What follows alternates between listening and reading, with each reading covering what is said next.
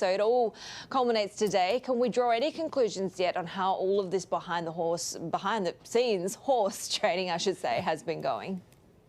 Yeah, I mean, the political wrangling has been obviously fierce. It's different than a year ago when Yoshihide Suga took over from Shinzo Abe. That was a continuity transition of power, and he's lasted about a year.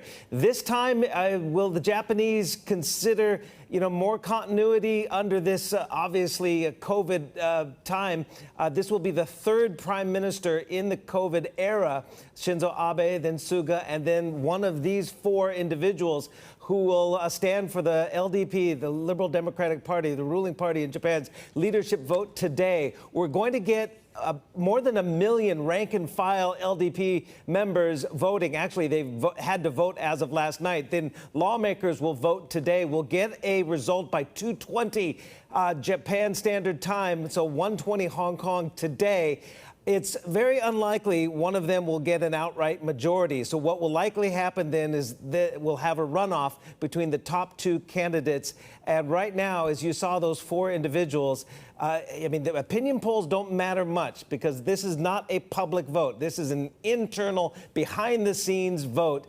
And you have to look at where the factions line up and who is gaining momentum among the big wigs, and it all depends on how the party wants to move forward from the Abe and Suga years. Do they want continuity with Kono and Kishida, or do they want to go something radical and have, well, I won't say radical, I'm sorry to say that, but Japan's never had a female prime minister. You have two candidates. It's pretty radical. Female candidates. For Japan, it would be considered radical. It'll be very interesting to see how this plays out. Likely two different internal votes. The first vote, and then an hour and a half later or thereabouts, you get the results of the runoff, which will likely come down to Kishida-san and Kono-san. But Takeichi-san, the female, is backed by Shinzo Abe and could be the wild card here.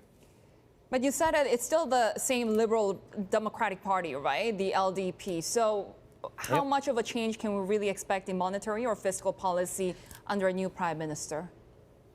Well, most economists we've spoken to don't expect really any, fiscal policy, monetary policy changes. Obviously, we're battling with the COVID pandemic, but monetary policy and fiscal policy, right now in Japan, they're kind of hamstrung.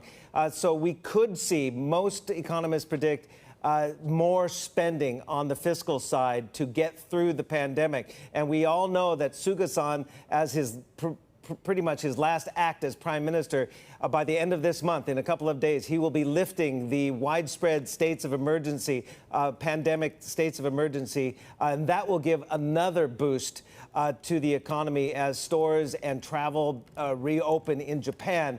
That in addition to stimulus that will likely come from whoever is the next leader. October 4th, whoever is chosen today, October 4th is the date to circle on your calendar for the election of the next prime minister, but then we have a general election by the end of November.